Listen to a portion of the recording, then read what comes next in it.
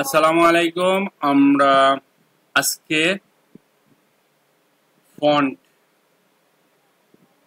কাকে বলে, ফন্ট কিভাবে কোডিং এ ইউজ করতে হয় সেটা দেখব।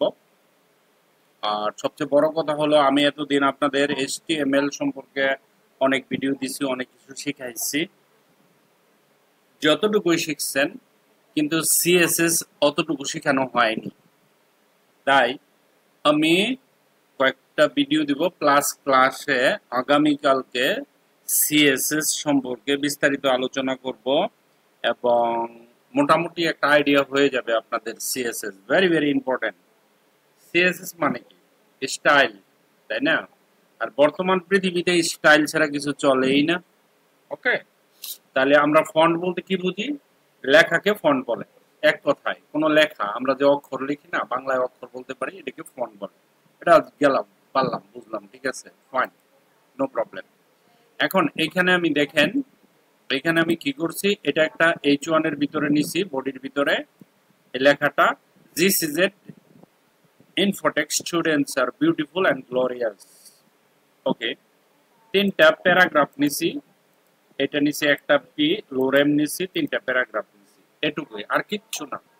এখন আমরা এখানে দেখেন, এই যে এখানে এটা নিলাম, স্টাইলের ভিতরে ইনলাইন সিএস ইউজ করছি, এখানে একটা প্যারাগ্রাফ নিছি, এই যে এখানে একটা প্যারাগ্রাফ, এখানে একটা প্যারাগ্রাফ, এখানে একটা প্যারাগ্রাফ, আর কিচ্ছু না, একেবারে নরমাল জিনিস। ঠিক আছে, দেখাই, দেখেন, আপনারা হয়তো বুঝবেন।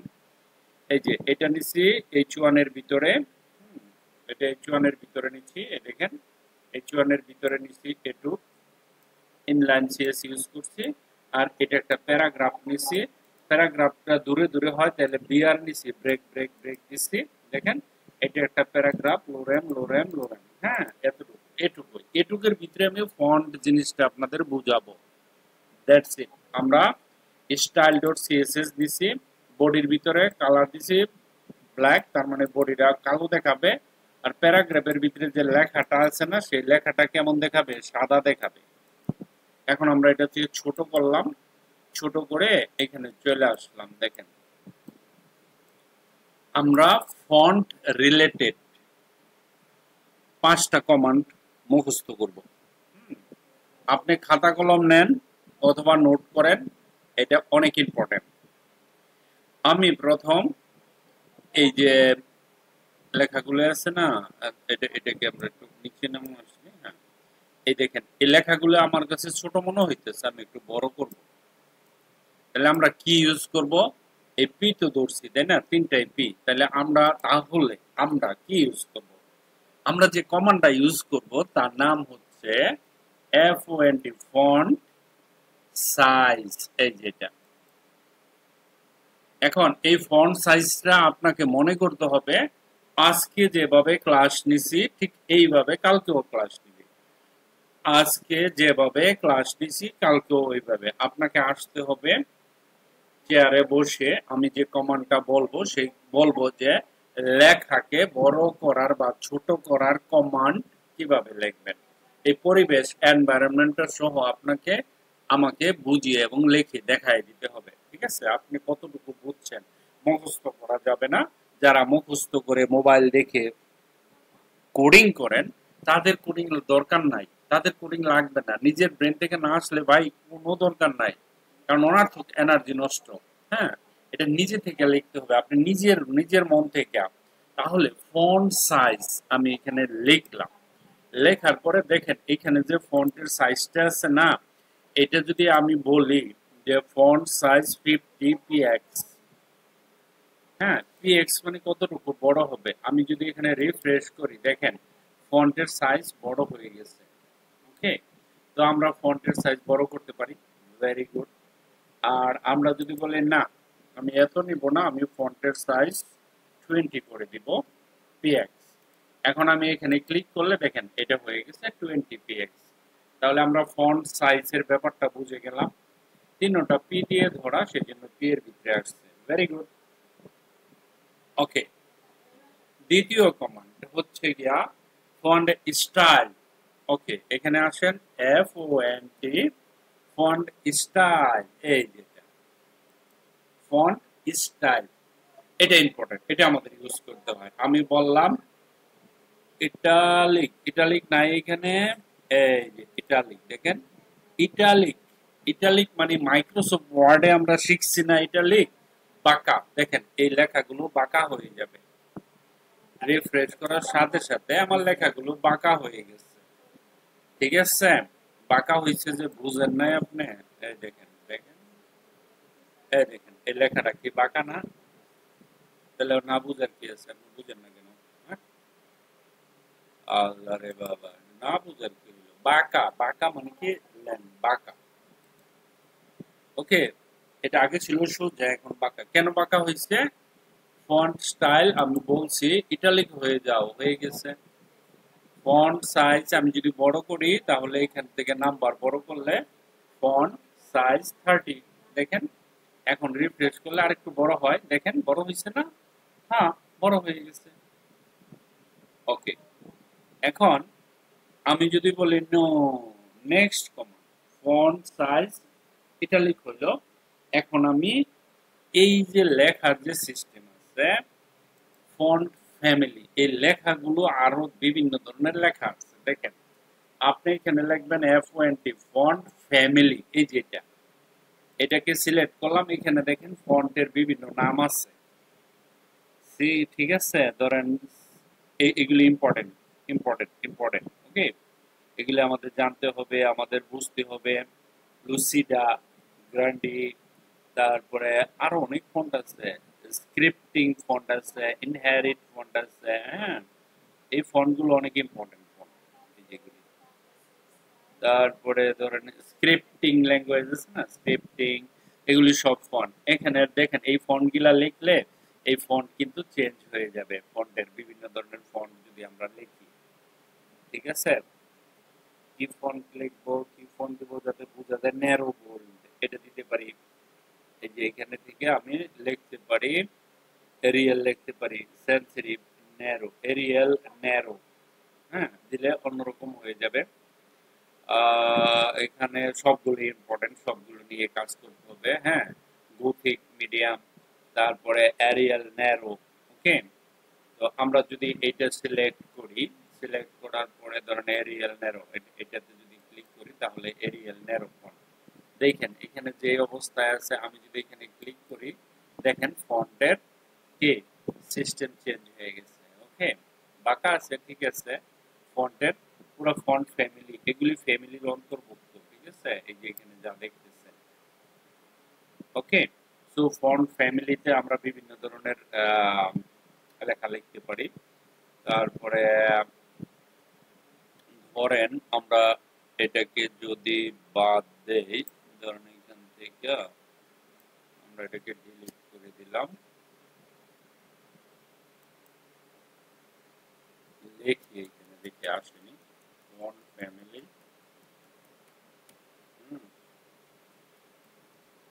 স্ক্রিপ্ট,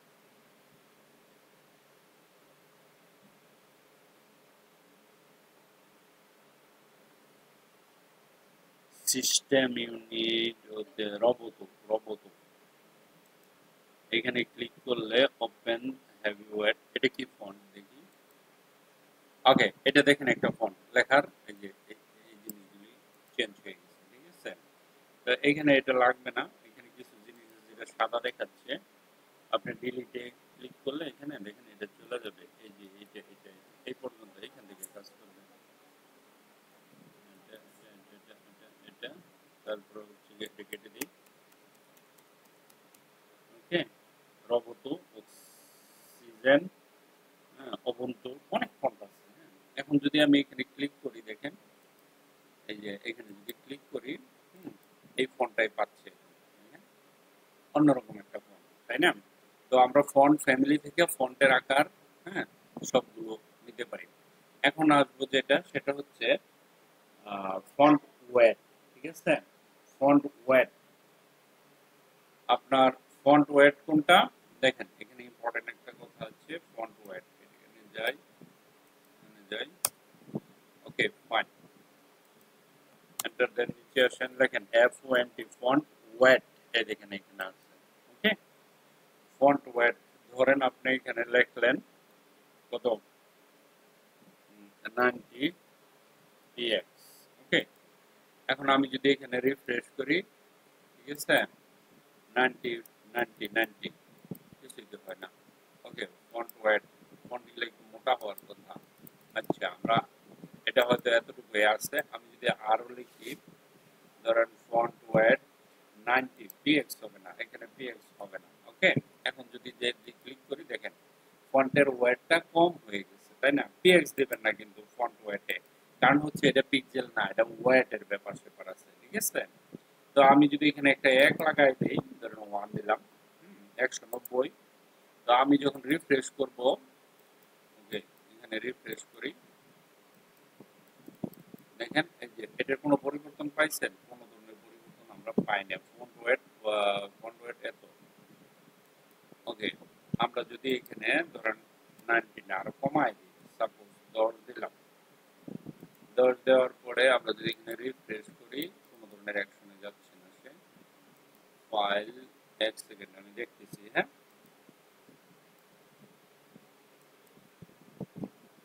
দেখেন আমরা যদি 120 দিই তাহলে এরকম ফন্টের ওয়েট হয়, আর যদি আমরা ধরেন নরমালি 900 থাকে, এরকম এরকম থাকতে পারে। এখন যদি আমি এখানে রিফ্রেশ করি, রিফ্রেশ করার সাথে সাথে দেখেন ফন্টটার ওয়েট কত বাইরে গেছে, মোটা হয়ে গেছে, হ্যাঁ। তদ্রূপ এটাকে যদি আমি চিকন করতে যাই লেখাকে, তাহলে আমি এখান থেকে কমায় দিতে পারবো, ধরেন আমি দিলাম মাত্র কত 12, ঠিক আছে। এখন রিফ্রেশ করি, দেখেন একেবারে চিকন হয়ে গেছে। তার মানে কি, আপনি লেখাকে চিকন স্টাইলেরও করতে পারেন, মোটা স্টাইলেরও করতে পারেন, এগুলি সিএসএস এর ব্যাপার, ঠিক আছে। সিএসএস তো আমরা ভালো করে বুঝবো, তাই না? আমাদের তো জানতেই হবে। তাহলে আমি চিকন করে ফেললাম লেখা, হ্যাঁ, এটা। আরটা হলো লাইন হাইট, দেখেন LINE, লাইন হাইট, এই যে লাইন হাইট, লাইন হাইট যদি আমি দেই, ধরেন আমি এখানে নরমালে দিলাম, এই যে নরমাল, ওকে, এটাকে ছোট করে নরমালে দিলাম, ওকে। ধরুন আমি এখানে লিখলাম NOR নরমাল।